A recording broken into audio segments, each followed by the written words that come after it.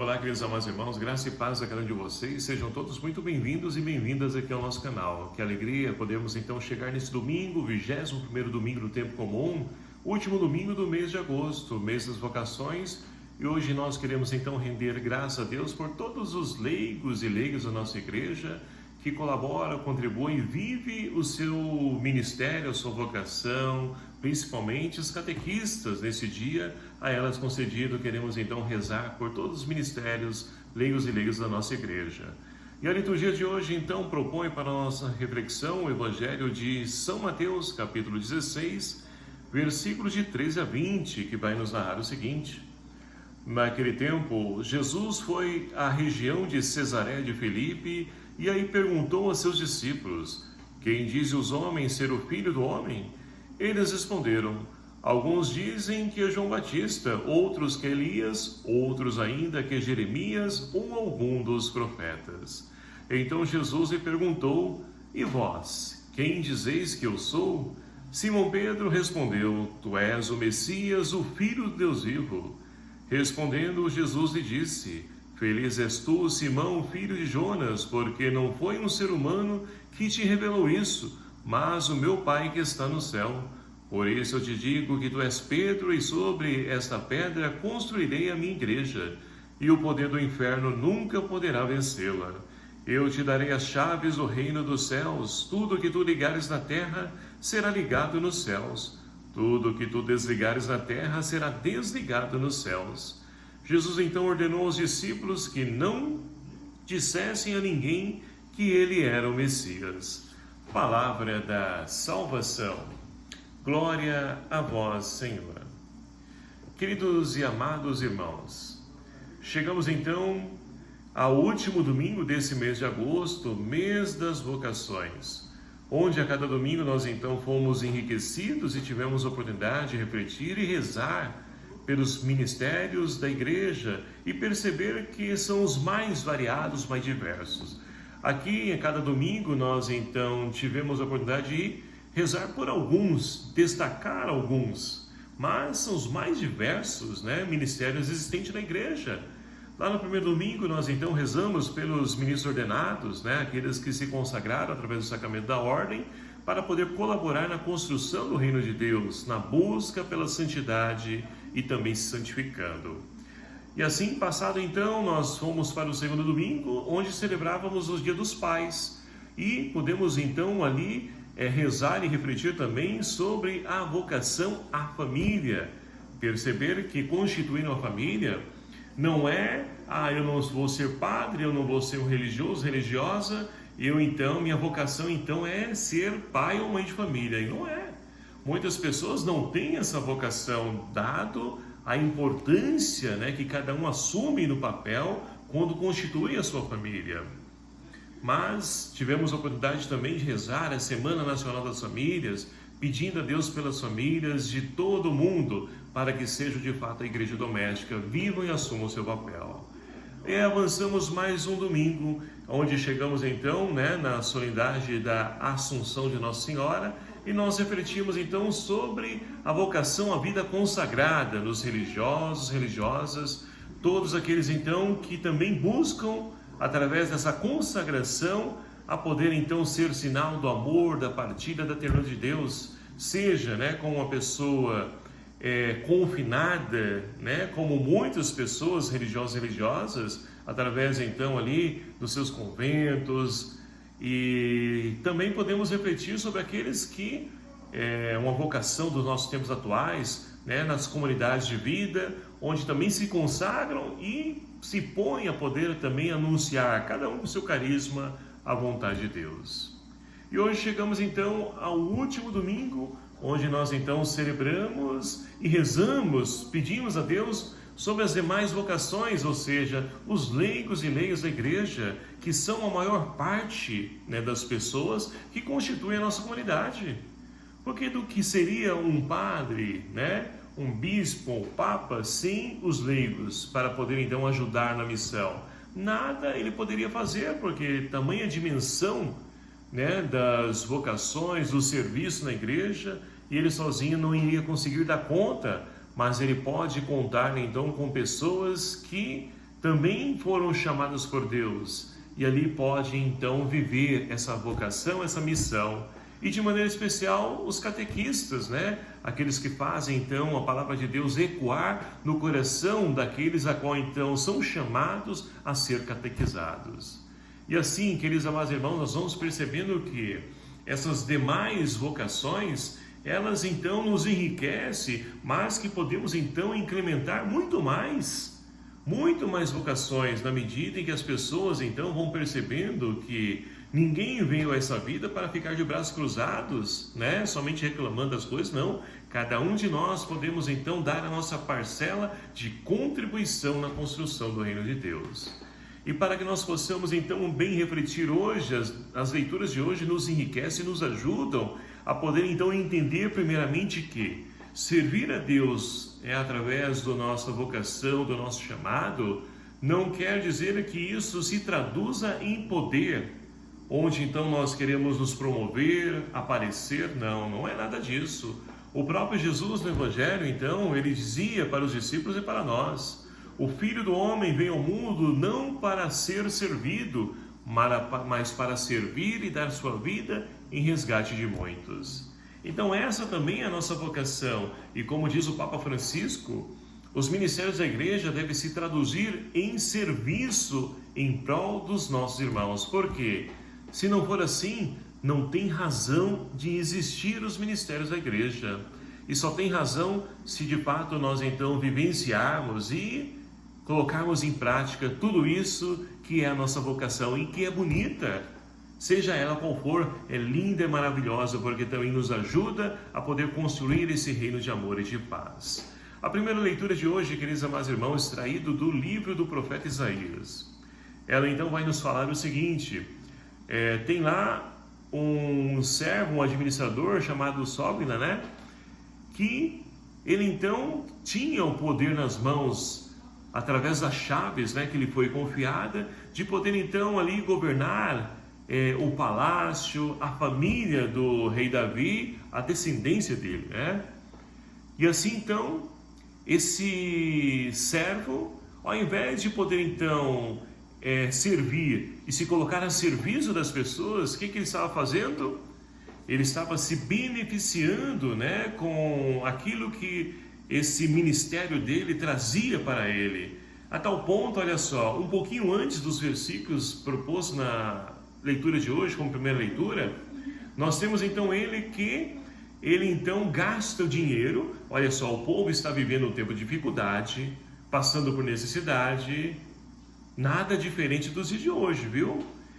E ali o que eles fazem? O que ele faz? Ele vai lá então, constrói uma sepultura para ele maravilhosa, parecendo um palácio, para ser sepultado, gastando dinheiro com nada, sem serventia alguma, né? Para os mais necessitados.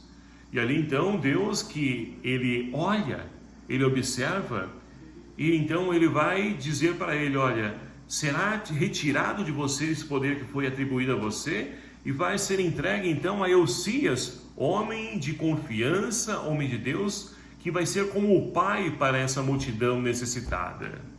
E assim, queridos amados irmãos, Deus faz, Deus fez e Deus faz.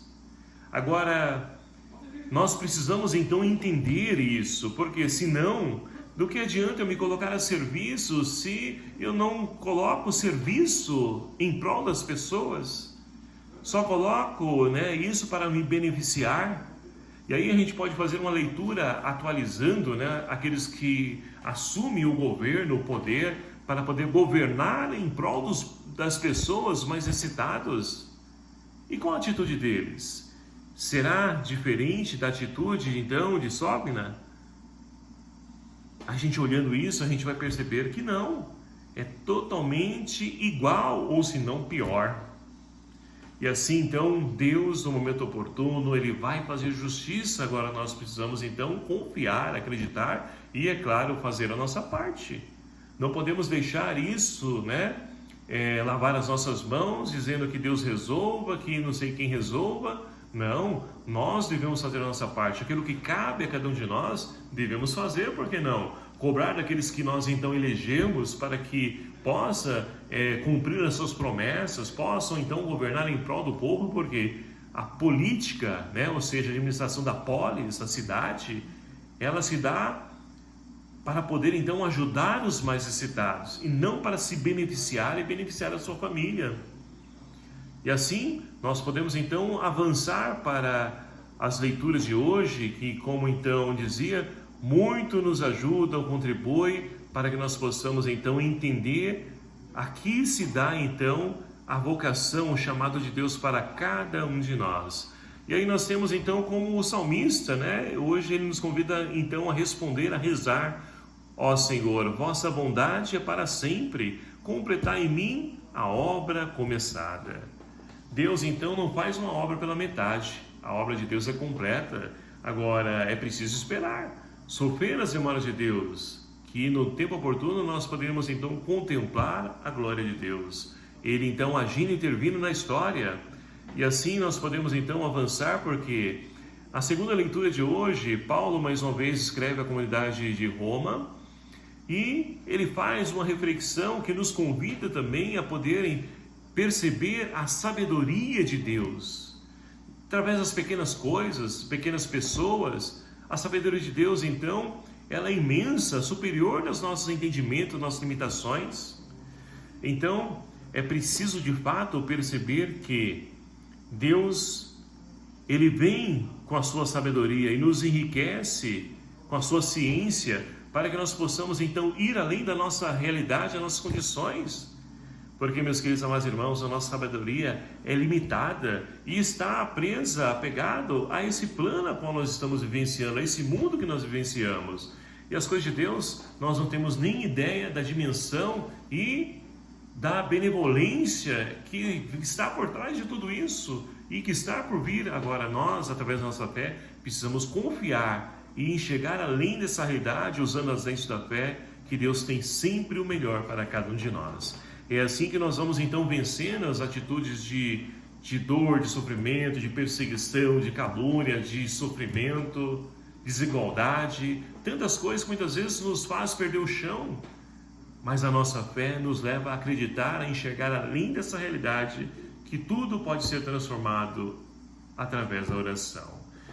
E aí nós podemos então voltar para o Evangelho de hoje, onde nós temos então Jesus que ele então vai à região de Cesareia de Filipe. Por que Mateus faz questão de dizer isso, iniciar o Evangelho dessa forma? Ora, para dizer que ele saiu do grande centro da Jerusalém e foi para uma terra pagã. Por quê? Lá nos grandes centros, a ideologia, né, que a sociedade ela é acometida, porque os poderosos vão incutindo na mente das pessoas a sua ideologia, aquilo que eles imaginam, que pensam, e as pessoas vão absorvendo aquilo sem poder refletir. E olha que nos dias de hoje não é diferente. Por que pouco se investe na educação? Por que a educação fica aí em último plano? Porque quanto mais pessoas sábias, mais as pessoas vão entender e vão enxergar que as pessoas estão fazendo coisa errada, vão cobrar, exigir, e para eles, para quem está no poder, isso não é interessante. Então, o poder move a mentalidade das pessoas, ou busca isso, né? E as redes sociais, nos dias de hoje, têm também sido influenciadas por isso. E muitos que então não conseguem enxergar com as lentes da fé, não vão ver isso, não vão perceber isso. E por que estou dizendo isso? Ora, porque então no grande centro, a mentalidade que está lá, e principalmente nos dias de hoje, o que move o mundo de hoje? O dinheiro, o poder. Quantas pessoas que nós temos aí então que elas se lançam, né? Por exemplo, nos reality shows por aí, para poder então ter fama, para poder ter poder, elas então apresentam ou desgastam sua imagem, se entregam, né, como objetos para ser observados, sendo usados, e ali então para poder ganhar, né, a sua fama, o seu poder, e ali então para ele aquilo que completa a sua vida. Então é por isso que Jesus tira os discípulos do grande centro, para que então numa terra pagã, uma terra sem, né, essa ideologia que está por cima, para que eles possam então se pronunciar quem as pessoas dizem que ele é. Essa pergunta que Jesus então faz aos discípulos, quem diz os homens ser o Filho do Homem? E eles respondem, olha, alguns dizem que é João Batista, outro que é Elias, outro que é Jeremias, ou algum dos profetas. E é claro que Jesus, ouvido isso, ele vai então perceber que as pessoas pelo menos estão enxergando ele como um profeta, ao menos como isso. Alguém que é sinal de Deus, alguém que é a porta-voz de Deus. E aí então Jesus vai além e diz, pergunta para os seus discípulos, e vós, quem dizeis que eu sou? Pergunta para nós também. E para você, quem é Jesus Cristo? Quem é Jesus na sua vida? Quem é Jesus na sua família? Os discípulos então, e é claro, Pedro, ele toma a voz, né? E ali então vai responder o seguinte: tu és o Messias, o Filho de Deus vivo.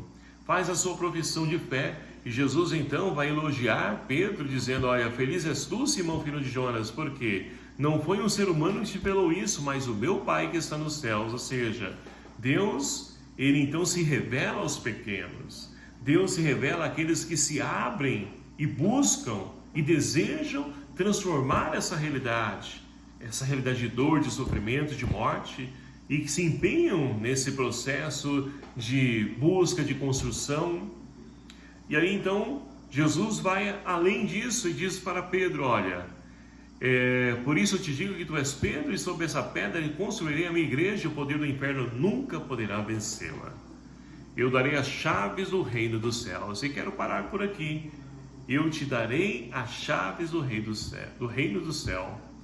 A primeira leitura, só voltando, né, mais uma vez, nós então temos Sóbina que recebe também a chave, que é sinal de poder, para poder governar e cuidar, zelar das pessoas, da família, da casa, dos necessitados. E o que ele faz disso? Ele se beneficia disso em seu proveito, da sua família, dos seus. Então, como a gente pode perceber, o poder das chaves entregue a uma pessoa, isso pode inflar o ego da pessoa e ela se achar superior e ela se beneficiar daquilo. Não é assim na nossa casa, por exemplo, os nossos filhos, quando adquirem uma certa maturidade, a gente vai lá então, entrega uma chave para ele, nossa, ele se acha agora, né? E é assim quando nós recebemos então a chave, por exemplo, das comunidades para cuidar, não porque como propriedade nossa, mas para poder abrir, para poder então servir as pessoas que precisam ali encontrar a igreja aberta, às vezes realizar uma reunião, isso, aquilo, outro, e muitas pessoas acham que são proprietários daquilo. Então é um grande perigo, né, que isso pode inflar em nosso ego, e assim pode nos impedir de poder viver a nossa vocação, seja como ministro ordenado, seja como pai de família, mãe de família, seja como religioso, religiosa, consagrado, consagrada, seja como catequista, como ministro da palavra, como coroinha cerimoniária, enfim, não importa o ministério. Nós não podemos deixar que esse poder, ele então desvie da mentalidade daquilo que de fato deve ser essa nossa vocação, esse nosso ministério, mas serviço para os mais necessitados, para os irmãos, para aquele a qual então o Senhor colocar sob os nossos cuidados. E assim, com certeza, Pedro pôde viver bem, né? Mesmo tendo as suas dificuldades, como também nós temos de entender isso, mas Pedro foi então superando isso.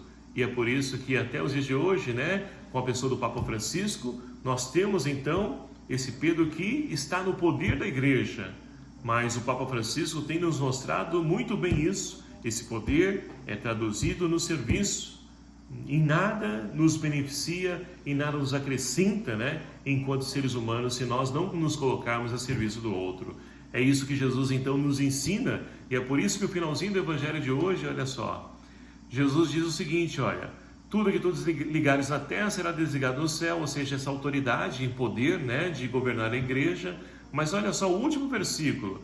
Jesus então ordenou aos discípulos que não dissessem a ninguém que ele era o Messias. Mas por que isso? Jesus pede para os discípulos evangelizar, para anunciar ele, e pede aqui para os discípulos não dizer que ele é o Messias, ora, Porque muitas pessoas podem então fazer e faziam de fato no tempo de Jesus e também nos dias de hoje que Jesus é somente um curandeiro, um milagreiro, uma pessoa que nos atende no momento em que nós necessitamos e depois deve ser descartado, só busco quando eu preciso. E não é isso que Jesus quer. Jesus quer que nós entendamos que Ele é um Deus que veio nos trazer, apresentar um caminho que nos leva à verdade, que nos traz vida e vida em plenitude, e que nos traz alegria, devolve a felicidade nossa em viver, porque aqueles que acreditam em Cristo não enxergam, essa realidade como o fim último nosso, mas enxergam isso como algo a ser transformado e que vai ser transformado no momento oportuno e na medida em que nós então nos empenharmos nessa construção desse reino de Deus que também é nosso. E é por isso que Jesus então pede isso aos discípulos e para nós hoje, que nós possamos então apresentar aquele que preenche a nossa vida, nos enriquece com sentido, não somente de glória, honras, mas também de desapego, de renúncia, de conversão, tudo isso que se faz necessário para a construção, para a edificação nossa enquanto casa, enquanto seres humanos. Que Deus então nos ajude, queridos amados irmãos, a vivermos a nossa vocação, seja qual for ela, que nós possamos então entender que o poder, deve ser traduzido no serviço aos mais necessitados. E que o Senhor nos ajude a renovar o nosso sim, a nossa vocação. Que Deus abençoe todos os catequistas, ministérios leigos da igreja, para que continue colaborando, ajudando, os sacerdotes na construção do reino de Deus. Louvado seja o nome do nosso Senhor Jesus Cristo, para sempre seja louvado. Obrigado a você, meu querido amado irmão, que nos acompanha aqui no nosso canal, e peço a sua ajuda também para evangelizar, compartilhando, divulgando esse vídeo, esse canal, para que outras pessoas também se encontrem com Cristo através da sua palavra. O Senhor esteja convosco, Ele está no meio de nós. Por intercessão de Nossa Senhora de Fátima, abençoe-vos o Deus Todo-Poderoso, Pai, o Filho e o Espírito Santo. Amém. Um abraço fraterno a cada um de vocês. Até o próximo vídeo, se for assim nos permitir. Espero por você. Até lá.